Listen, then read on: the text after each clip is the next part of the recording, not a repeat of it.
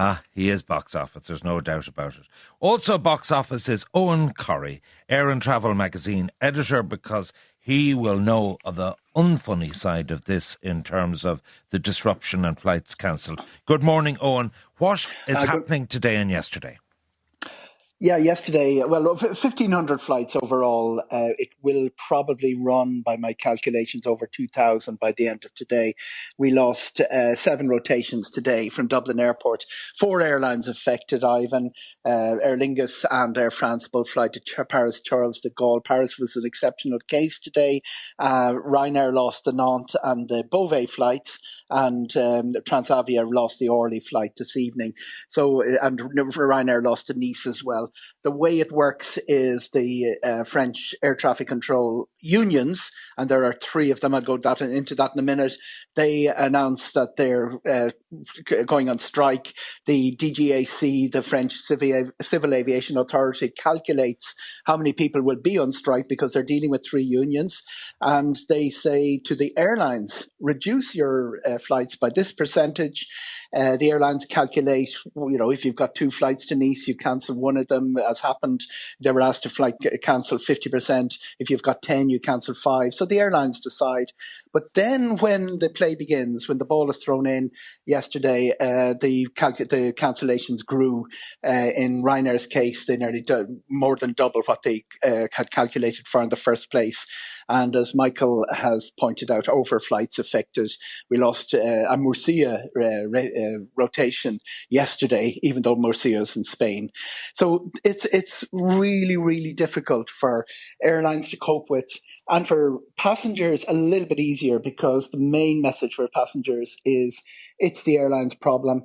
They're the ones who have to get you. They're contracted to get you to exactly where they're supposed to, not a nearby airport. And they will get you there as expediently as possible on the same day if possible. You said there was 3 unions? Yeah. At Circle K, we know how much you love your car. That's why our Miles Plus Premium Fuel has new and improved additives for better engine protection. Choose Miles Plus Premium Fuel, the secret to longer engine life. Terms and conditions apply. It's normally there's a big union and a smaller union in air traffic control politics, trade union politics across Europe. In France's case, we have one very large union, and that is not even part of the strike at the moment. It has about 45% of the members, and there are 2 with about 16-17% each. They're also concentrated in different areas. The reason Marseille has been such a hotbed of air traffic control strikes, one of the smaller unions is its power bases there, and it's been one of the more belligerent. Paris, they asked, is where it's really the target, because, while Ryanair is important to us, Air France is the target. Once you get Air France really disrupted, the French government will listen to you. That's the logic. And Paris, the 25% of the flights had to be cancelled through Paris yesterday, but it's up to 40% today, and that shows where the target is.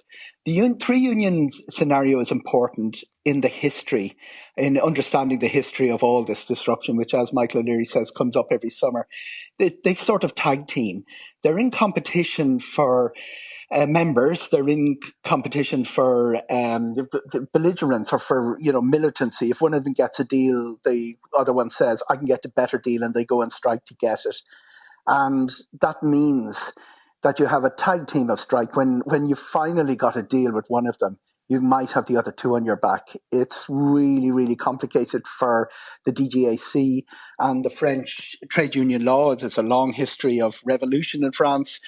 Trade union law gives a lot of leeway that wouldn't be allowed in other jurisdictions. And that's sort of explicable. But what is inexplicable to me is that they never did what Bertie Ahern did in this country. Bertie doesn't get credit for a lot of things nowadays, but one of the things he did was brought in that tremendous layered industrial relations machinery we have with the WRC and the Labour Court and the National Implementation Board, because anyone looking at reeling in the years, for instance, Ivan, will see bin strike, bus strikes. That's what we were living through in the 70s, 80s. It's still going on in France. They never brought in the arbitration complex arbitration systems we have in Ireland.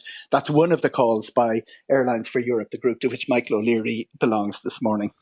But the butt of Michael O'Leary's complaint was that we have a common aviation policy and an EU approach to aviation.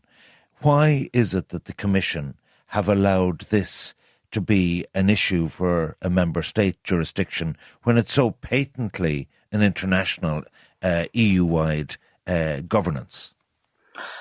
Ivan, you spent a lot of time in politics. You were a very powerful politician in Ireland. You spent a lot of time in Brussels. When it comes to a government facing down their own vested interests, they're not as vociferous as they are with telling other people what to do. The French would have to face down not just their three aviation unions, but also probably the entire trade union movement. We've got strong armed statements, by the way, by the French Minister for Transport saying he won't give way on this issue. The issue is very minor. It's something to do with using facial recognition to clock in and out of work. But it would take a very, very brave French politician to face down the long tradition of complex industrial relations in France. And Brussels seems to turn a blind eye to that.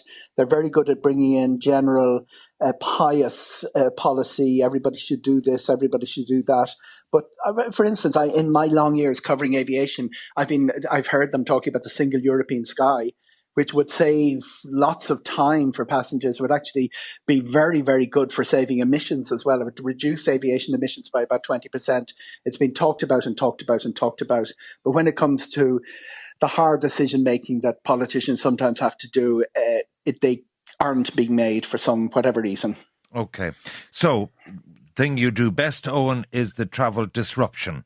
So people, you could just imagine today, tomorrow, booking, looking forward to their family holiday, package holiday.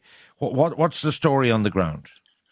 Two important points. First point is don't fret, don't go trying to rebook. People do that occasionally.